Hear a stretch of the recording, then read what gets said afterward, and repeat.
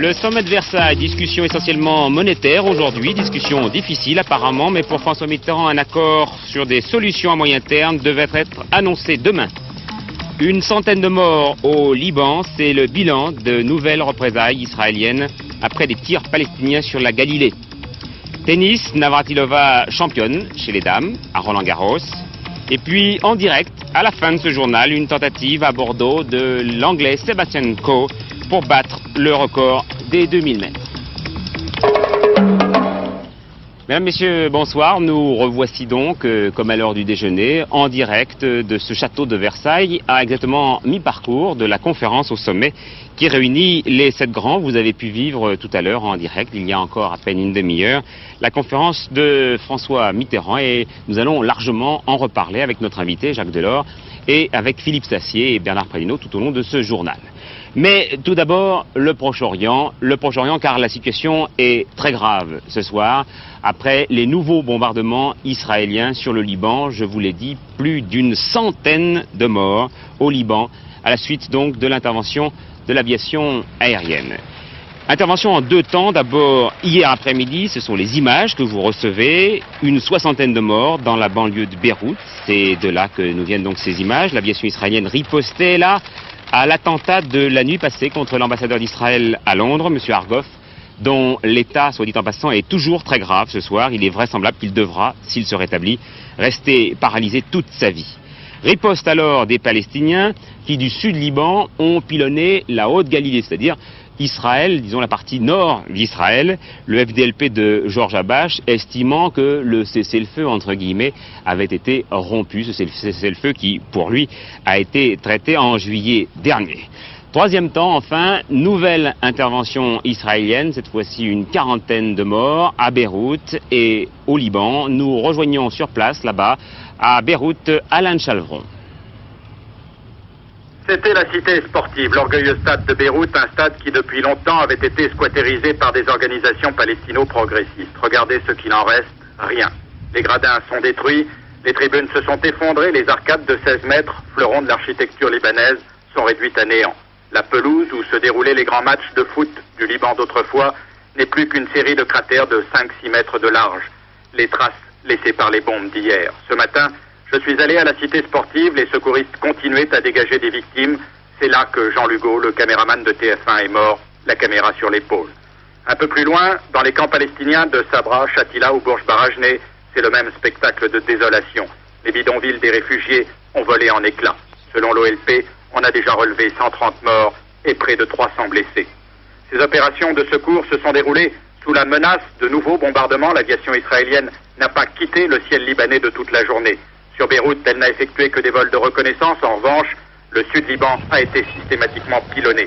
Toutes les bases, tous les camps palestiniens de cette région ont été pris pour cible. Ce soir à Beyrouth, on craint le pire. On craint que ces bombardements méthodiques ne soient le prélude d'une invasion terrestre. Oui, Alain Chalvron faisait donc état du sort de notre camarade Jean Lugo, caméraman de la première chaîne, qui avait 50 ans, 3 enfants, qui était installé au Liban depuis 1 an environ, mais qui avait déjà fait 23 séjours dans ce pays qu'il adorait. Dès qu'il a entendu les premières alertes à Beyrouth, il s'était précipité, et c'est lors de la seconde vague de bombes israéliennes qu'il a donc été tué dans l'exercice de son métier. Nous allons maintenant, en appelant Charles Landerlin en Israël, à Tel Aviv, connaître la version israélienne de l'événement. Jamais la Galilée occidentale et la Haute-Galilée n'avaient subi de tels bombardements. L'OLP, dont la puissance de feu s'est considérablement renforcée, bombarde le territoire israélien à l'aide de lance-roquettes, de canons à longue portée et même de chars T-55 de fabrication soviétique qui, entre parenthèses, sont postés à proximité d'unités syriennes au sud Liban. Les dégâts en Israël sont très importants, des habitations détruites, des champs, des forêts incendiées. L'armée riposte par l'aviation qui a effectué de nombreuses sorties, bombardant plus d'une vingtaine de positions palestiniennes. L'artillerie et aussi la marine qui a attaqué au canon des bases sur la côte n'ont pas réussi à faire taire les batteries de l'OLP. Ce genre de situation, plusieurs responsables israéliens l'ont évoqué au cours des dernières semaines, affirmant que dans ce cas, il n'y aurait pas le choix, qu'il faudrait lancer une opération terrestre de grande envergure pour détruire l'infrastructure militaire palestinienne au sud Liban. Mais ce n'est pas tout. Pour le cabinet Begin, l'OLP n'a jamais observé le cessez-le-feu. À Jérusalem, on dit que la vie d'un juif en Galilée vaut bien celle d'un Israélien, d'un Juif à Londres, Paris ou Tel Aviv. Le cessez-le-feu doit être généralisé. Ce qui se passe au Liban, à la frontière, était inéluctable, estime-t-on en Israël. Et ce qui va vraisemblablement se passer dans la région semble tout aussi inévitable, à moins que l'émissaire du président Reagan, Philippe Habib, ne réussisse un nouveau miracle. Une réprobation énergique du Quai d'Orsay en milieu d'après-midi. Voici le communiqué de Claude Chesson. Si criminel et condamnable que soit l'attentat contre l'ambassadeur israélien à Londres, eh bien la France ne peut que réprouver énergiquement les bombardements du territoire libanais par l'aviation israélienne. Voilà donc pour ces bombardements de Beyrouth. Autre bombardement en Iran cette fois, ce sont les Irakiens qui s'en sont pris à la ville d'Ilam. Il y aurait une quarantaine de morts.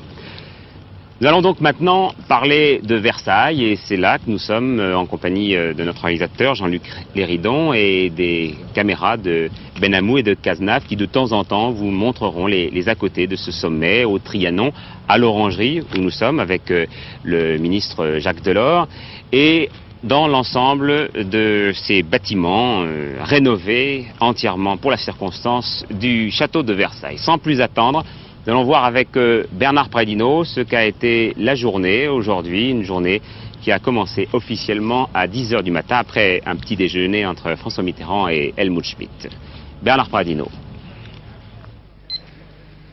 Un sommet, aussi évident que cela paraisse, est une occasion pour les 7 chefs d'État et de gouvernement de se retrouver et de dialoguer. Parler politique, c'est comme aujourd'hui tomber d'accord. Exemple, à propos du conflit des Malouines, il faut tenter une démarche commune pour aboutir à une négociation. À propos du rapport introductif de M. Mitterrand sur la technologie, l'emploi et la croissance, tous les participants félicitent le président français. M. Mitterrand analyse les causes de la crise économique mondiale et propose des actions. Il faut maîtriser la technologie pour surmonter la 3e révolution industrielle et par conséquent réduire le chômage, stabiliser le système monétaire international et assurer un meilleur avenir aux pays pauvres. Les partenaires de la France, sur tous ces points, approuvent le discours de M. Mitterrand. Mais le sommet s'est également abordé en séance de travail les problèmes monétaires et commerciaux. Comment se mettre d'accord pour éviter que d'un pays à l'autre, les méthodes utilisées favorisent ou pénalisent, selon les cas, ceux qui empruntent de l'argent, ceux qui utilisent la monnaie pour acheter ou pour vendre. Il faut une meilleure solidarité, renforcer la coopération monétaire, revenir à des taux de change stables et corrects pour tous. La France défend ce point de vue. Les États-Unis ne sont pas très favorables à cette concertation. Pour l'instant, la discussion entre les 7 continuera jusqu'à demain et le chef de l'État français est assez optimiste. Autre point difficile, les rapports Est-Ouest. Les Américains voudraient que les échanges commerciaux diminuent entre Européens et Soviétiques. Moins de crédit à l'URSS, dit M. Reagan. Les Européens, eux, sont hostiles à cet embargo.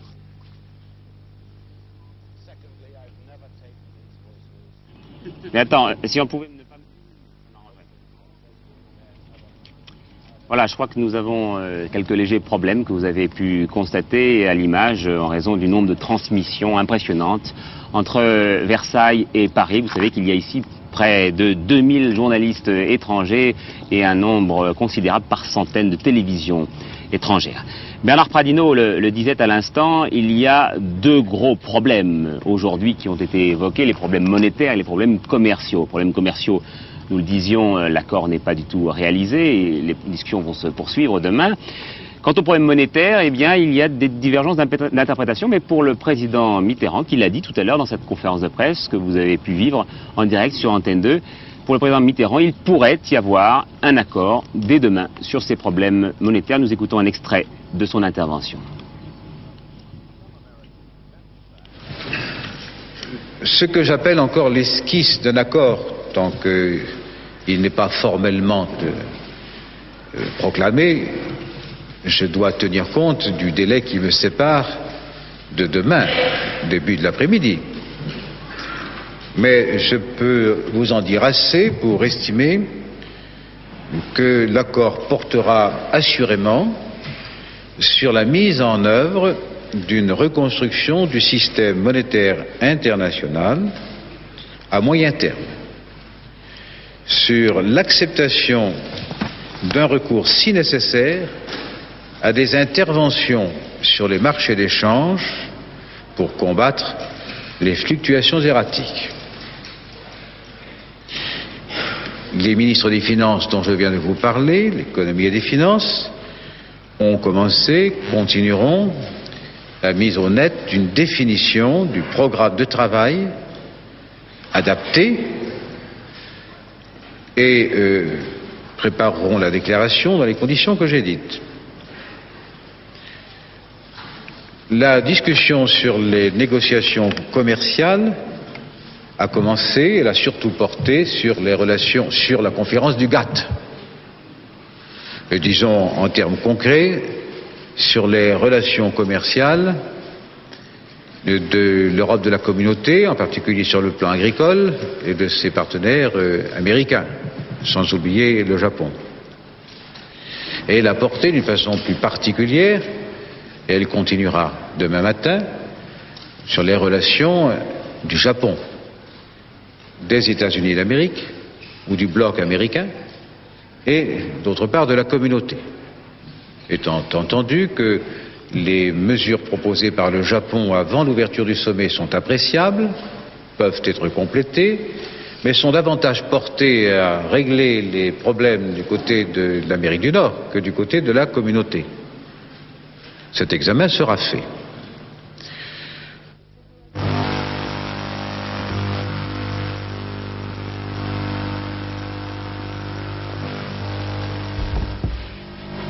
Je crois que nous avons quelques petits problèmes. Bonjour, pour retrouver Patrick Poivre d'Arvor en direct de Versailles. Patrick, est-ce que vous nous entendez? Je crois qu'il y avait un petit problème de son. Patrick Poivre d'Arvor. Patrick, non. Je crois qu'il y a quelques difficultés, nous ne vous entendons pas.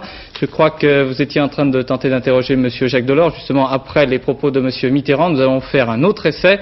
Patrick Poivre d'Arvor.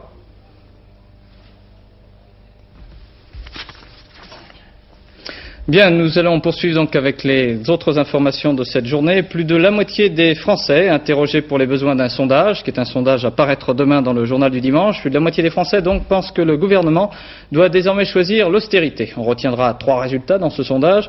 Tout d'abord, pour 40% des sondés, la politique économique du gouvernement est plutôt un échec. Les Français seraient en outre à 74% favorables à un blocage de leur salaire s'il y a également un blocage des prix. Enfin, ce 3e résultat, il traduit la progression peut-être de l'idée de solidarité. 64% estiment que tout le monde doit s'y mettre.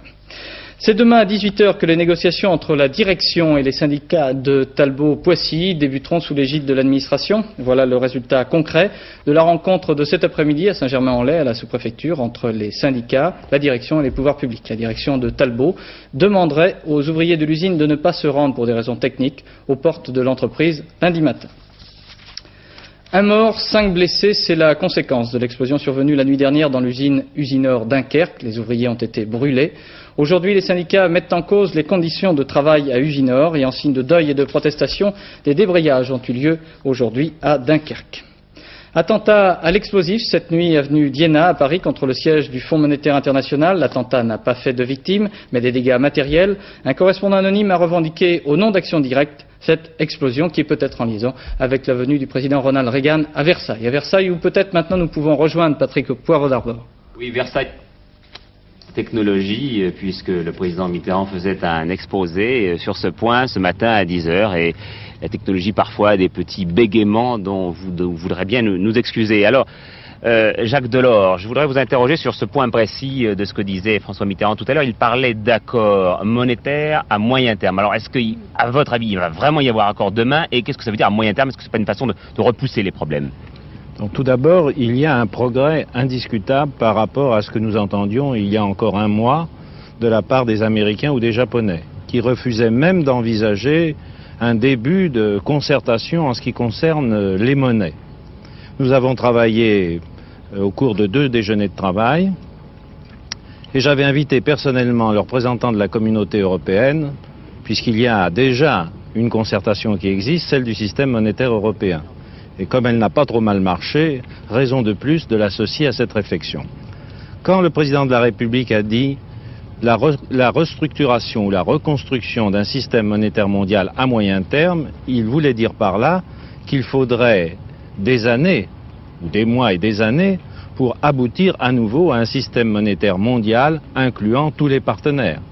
Mais ce qui est nouveau, c'est que ce qui est actuellement consigné dans les textes et qui doit être ratifié demain constitue une approche concrète, immédiate, du problème de la coopération monétaire. Sauf coup de théâtre. Sauf coup de théâtre de dernière heure. Nous avons consigné notre accord dans 3 textes.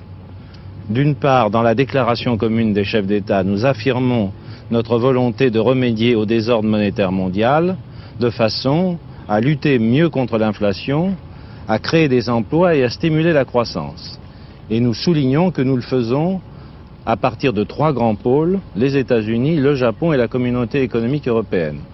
Dans un texte annexe, qui est une sorte de déclaration de volonté sur la coopération monétaire mondiale, nous indiquons nettement que nous sommes pour le principe d'intervention sur le marché des changes, lorsqu'elles sont justifiées, bien sûr. Et notamment, le chancelier Schmitt a expliqué qu'on ne pouvait pas intervenir lorsqu'il s'agissait de forces puissantes du marché. Mais ce qui est en cause, ce sont ces mouvements erratiques des monnaies, ces bonds de 1 à 2% du dollar d'un jour à l'autre. Et tout ceci perturbe les marchés et c'est aussi une cause indirecte du maintien de taux d'intérêt élevés. Par conséquent, les interventions sont actées dans ce texte. Et comme je voulais être encore plus sûr, j'ai fait adopter par les ministres un programme de travail qui fait que dès le mois de juin, nos assistants, nos plus proches assistants, les directeurs du Trésor, les secrétaires d'État adjoints, doivent se mettre au travail et qu'en septembre, à Toronto, début septembre, lors de la session du Fonds monétaire international, nous devrons examiner les résultats et poursuivre et pousser l'étude. Oui, cet accord semble aller plus loin que le plan uniquement monétaire. Alors, est-ce qu'il signifie qu'il sera suivi d'un infléchissement de certaines politiques, notamment la nôtre? Est-ce que nous serons, en bref, obligés de changer certains aspects de notre politique pour pouvoir respecter cet accord? Vous savez, il faut commencer par balayer devant sa porte dans ces cas-là. Bien sûr, mais dans la mesure où il y aura moins de tempêtes à l'extérieur, dans la mesure où nous serons dans un système économique et monétaire mondial plus pacifié, avec davantage de coopération, les efforts que doit faire chaque pays en seront facilités. Et nous allons faire des efforts dans quel sens? Ça, le président de la République vous dira ça mercredi. Il a dit justement tout à l'heure que l'on pouvait lutter contre l'inflation sans que cela augmente trop le chômage. Bien sûr, nous n'avons jamais été partisans et d'une politique qui, voulant obtenir des résultats rapides sur l'inflation, aboutit, comme on le voit dans des pays étrangers, à des croissances actuellement du chômage de l'ordre de 50% en un an. En revanche, nous essayons à la fois de limiter la courbe du chômage, ce que nous faisons en ce moment, et dans le même temps de diminuer progressivement l'inflation. Dernière Tel question. est notre choix. Jacques Delors, elle est plus égoïste. Est-ce que cet accord dont vous nous parlez tout à l'heure va nous éviter une nouvelle dévaluation? Ce n'est pas la même nature de problème. Pour l'instant, ce qui est important, c'est que l'ouragan venu de l'Ouest, des États-Unis, ces mouvements erratiques des monnaies, la faiblesse du yen qui rend surcompétitive l'économie japonaise, c'est que ces 2 maux qui sont pour tout le monde, nous puissions les combattre. Pour le reste, j'ai dit l'autre jour à la télévision qu'à partir du mois de septembre, les pays membres du système monétaire européen examineraient ensemble leurs politiques économiques, comment ils peuvent mieux coopérer, et à partir de là, nous prendrons toutes les décisions qui s'imposent, économiques, financières et sociales. Voilà, merci Monsieur le Ministre. Voici donc pour cet éclairage de Jacques Delors, ministre de l'économie. Retour en plateau avec vous, Claude Sérillon, car je crois que nous avons un joli menu sportif et quelques autres informations. Oui, une information pour compléter ce sommet de Versailles et la venue du président Reagan. Je cite: contre la politique impérialiste et ultra-nucléaire du président Reagan, plusieurs milliers de personnes, à l'appel de la quasi-totalité des organisations d'extrême gauche françaises, ont manifesté cet après-midi à Paris. Il y avait de nombreuses délégations étrangères et à l'issue de la manifestation, il y a eu quelques incidents place de la Bastille. Le commentaire de Philippe Gassot. Les oreilles du président Reagan ont dû lui siffler cet après-midi à Versailles, car on a beaucoup parlé de lui ici, au cours de la manifestation anti-impérialiste où plusieurs milliers de sympathisants ont défilé de la place Clichy à la place de la Bastille. Aux insurgés de gauche, nous sommes ici pour dénoncer non seulement Reagan, mais aussi Mitterrand, qui a ses 7000 parachutistes pour protéger ses intérêts en Afrique. Salvador, des insurgés! Non! Nous sommes les Reagan était véritablement au cœur du débat, bien que le président français ne soit pas toujours épargné par les représentants de l'extrême gauche. Nous nous opposons à la politique de surarmement aujourd'hui menée par l'impérialisme américain et l'implantation des fusées américaines en Europe. Et nous en profitons pour affirmer notre solidarité totale avec tous les peuples qui luttent aujourd'hui contre l'impérialisme américain dans le monde. Cette manifestation n'est pas orientée contre François Mitterrand. C'est une manifestation qui est unitaire, qui est orientée contre Reagan. Maintenant, certains peuvent effectivement s'interroger pour savoir quelle sera la politique de Mitterrand défendue à ce sommet. Et je crois que les déclarations déjà faites montrent qu'on peut s'inquiéter de voir Mitterrand et Reagan s'affirmer solidaires aujourd'hui au niveau des grandes options. Mitterrand se réunit à Versailles avec Thatcher, avec Reagan, et quand nous disons bien à Versailles il y a la canaille, il y a aussi Mitterrand.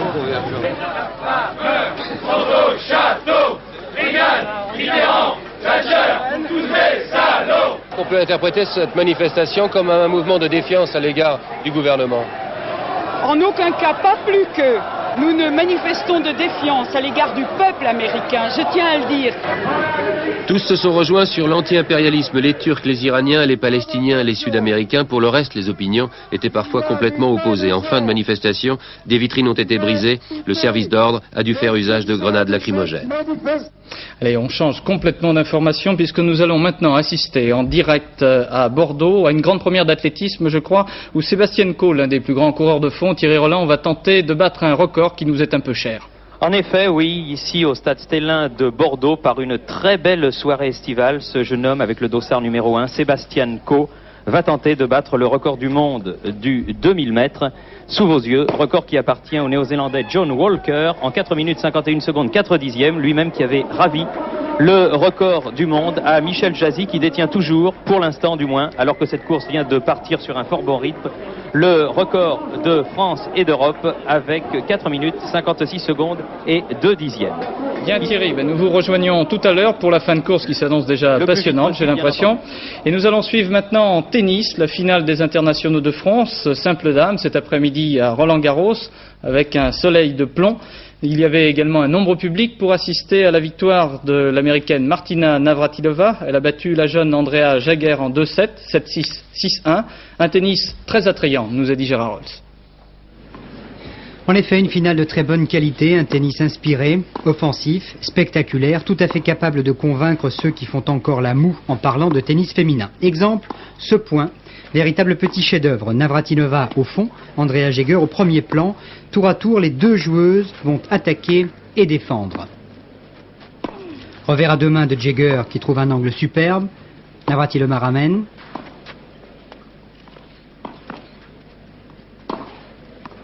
Navratilova monte, lobe et une série de smash. Avec, en passant, un murmure de bonheur du public et des connaisseurs qui sont ravis.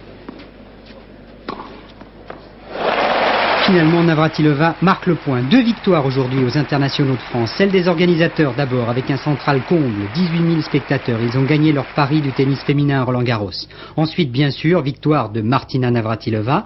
La combativité et la jeunesse de Jaeger, 17 ans, n'ont rien pu faire. Navratilova remporte Roland-Garros donc pour la première fois. Elle empoche par la même occasion 310 000 francs, service compris, bien entendu. Bon, demain, nous, les Français, eh bien, nous sommes sûrs de gagner puisque la finale de la catégorie junior se disputera entre Loïc Courteau et Tariq Benabiles. Mais demain, il paraît que ce sera moins facile pour le tiercé à Chantilly, le prix du Jockey Club. Alors j'ai entendu Pierrette Bresse un peu partout ce matin à la TSF que vos pronostics étaient particulièrement judicieux. Oui, mais là, dans le Jockey Club, ce sera les poulains qui devront se distinguer car ce prix du Jockey Club, championnat international qui désigne le meilleur poulain de 3 ans, enfin leur chef de file, risque cette année de donner lieu à une arrivée très disputée. En effet, l'épouvantail anglais, Acer, que l'on nous annonce comme le phénomène, comme le super crack, devrait venir battre les Français, mais il y a 4 ou 5 poulains français qui eux aussi peuvent prétendre gagner cette course. Enfin, pour faire un pronostic, la meilleure ligne semble être l'arrivée du prix au quart avec Cadoudal, Noble Bloom, Rial Chadet, arrivée qui pourrait donner lieu à une répétition dans le prix du Jockey Club. Enfin, voici tout de suite la sélection que je vous propose avec Acer et le favori des bookmakers anglais, ce qui est une indication précieuse. Acer sera donc mon favori également. Je lui oppose Cadoudal. Sa victoire dans le prix au quart m'a semblé très facile. Et Rial Chadet qui terminera à la 3e place du prix au quart. Dimanche, il devrait se rattraper parce qu'il a joué de malchance dans ce prix au quart, justement. Ensuite, Noble Bloom et New Jar, un poulain très dur qui sera avantagé par la piste sélective de Chantilly. Alfred Choice et Bois de Grasse ont également une très très bonne chance à défendre. Voilà. Ils porteront les numéros 10, 4, 14, 5, 12, 2 et 9. Merci Pierrette. Et nous rejoignons Thierry Roland à Bordeaux, mais surtout Sébastien Coe qui semble déjà largement en tête, Thierry. Sébastien Coe qui s'est retrouvé tout seul comme on pouvait s'y attendre pour les 800 derniers mètres de ce 2000 mètres, alors que le Portugais Cabral l'a accompagné le plus longtemps possible. J'ai à mes côtés mon ami Robert Parientet, qui est le grand spécialiste du monde athlétique, qui est également le directeur de la rédaction de l'équipe. Alors Robert Parientet, est-ce que Sébastien Coe se dirige vers l'exploit? Je pense vers le record d'Europe, probablement pas vers le record du monde, car il a été très prudent dans les deux premiers tours et il faudra réaliser un grand exploit maintenant pour battre le record du monde, je ne pense pas. Il reste maintenant à voir si Sébastien Coe va réussir ce grand exploit. Il est dans son dernier tour maintenant. Il faut dire que la saison commence pour ce phénomène qui détient le record du monde du 800 mètres, sans doute le plus beau record du monde de l'athlétisme, qui détient le record du monde du kilomètre également.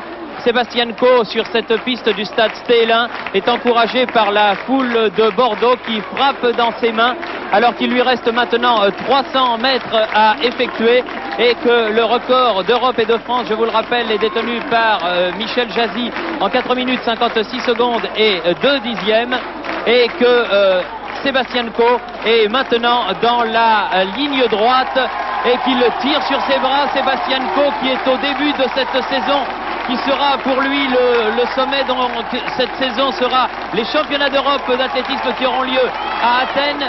Sébastien Coe qui se termine maintenant dans un temps de 4 minutes 58 secondes et des poussières.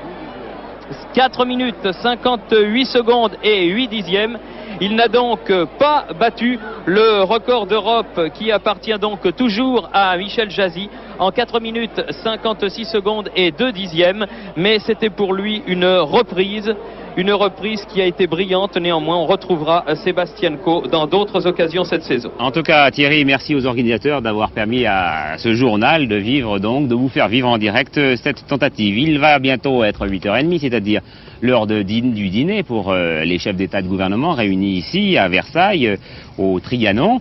Je crois qu'il serait peut-être bon comme ça, puisque quelques appétits, quelques relents de cuisine nous parviennent dans cette parc de l'Orangerie que vous voyez ici en direct et dans cet intérieur du Trianon où tout est prêt, que nous voyons avec Corinne Pertuis comment s'est passée un petit peu la préparation de ces repas assez spéciaux, puisque nous avons fait appel, la France a fait pour cela appel à 4 jeunes chefs talentueux, dynamiques et pour faire 5 bons repas pour chefs d'État au travail, vous prenez 4 jeunes cuisiniers français et 25 petits mitrons. La cuisine est celle d'un des restaurateurs, elle se situe à Boulogne-Billancourt et n'a pas besoin d'être grande. On m'a demandé de faire une cuisine moderne, disons, qui marque un petit peu l'évolution de la cuisine actuelle. Au point de vue de l'origine des produits, on va utiliser du homard breton, on va utiliser du saumon de bois, on va utiliser des vins de toutes les régions. Ça, je pense que c'est important de montrer un peu tout le patrimoine de ce qui peut se trouver en France. Alors, nous avons mis une tuile à faire. Ces tuiles sont assez difficiles à toucher puisque c'est un appareil qui ne comporte pas du tout de farine, uniquement donc des amandes, beaucoup d'amandes, du beurre et des œufs. Quels sont les plats que vous avez créés pour l'occasion? Eh bien, personnellement, j'ai créé un dessert au chocolat, une truffiade, qui était un dessert à base de chocolat aux noisettes et un chocolat aromatisé au rhum bio. Outre ce gâteau au chocolat, figurent au menu de ce soir du melon de Cavaillon et du turbo rôti. Une fois prêt, cuisinier et plat partent pour le château. Vous trouvez ça bien que ce soit 4 chefs français qui fassent la cuisine? Bah, vous savez, hein, pour moi, ça m'enlève rien, ça m'embête pas plus. Hein. Ça va être bon si vous mangez? Bon, regardez, vous croyez qu'on va les empoisonner, hein? Bah, pourquoi? Sécurité oblige, 2 motards accompagnent la fourgonnette jusqu'au château. Les menus resteront secrets jusqu'au dernier moment, seuls les chefs entreront dans les cuisines et tous les plats seront goûtés. Surtout pour le président Reagan qui a amené avec lui quelques goûteurs. Moi, j'ai amené avec moi Alain Gillot-Pétret qui va vous parler de la météo dans l'endroit qu'il faut. Oui, mais j'espère que je ne vais pas quand même tomber dans l'eau d'ici la fin de la météo. En tout cas, demain, il n'y aura pas beaucoup d'eau sur toute la France. Vous allez voir notre carte pour demain. Encore quelques résidus orageux sur l'extrême est du pays et peut-être quelques averses sur la Corse, mais ça s'arrangera très vite dans la journée. Sur l'intérieur du pays, pas mal de brume le matin, du beau soleil l'après-midi comme aujourd'hui. Enfin, sur l'extrême ouest, on verra arriver quelques nuages accompagnés de quelques pluies intermittentes localement orageuses. Les températures pour demain resteront caniculaires toujours. Le minimum devrait être 22 degrés à Brest, comme vous le voyez, et 30 degrés à Mulhouse pour le plus chaud, à peu près comme aujourd'hui. Enfin, ce n'est pas parce qu'on est à Versailles qu'il ne faut pas faire notre agenda. Demain, c'est le dimanche 6 juin. Le soleil se lèvera à 5h51, il se couchera à 21h48. On aura une minute en plus. C'est également la pleine lune et on la verra très bien. Enfin, on fêtera la Saint-Norbert, la fête de la Trinité et la fête des mères, bien sûr. Voilà, je vous rappelle l'essentiel de l'information que nous a donné tout à l'heure Jacques Delors en direct dans ce journal, un accord monétaire, semble-t-il, donc, qui demande à être confirmé, bien entendu, lors de la conférence de presse des 7 chefs d'État et de gouvernement demain à 17h. Vous avez davantage d'informations ce soir à 23h15 avec Hervé Claude. J'aurai quant à moi le plaisir de vous retrouver à 20h. Bonsoir à tous.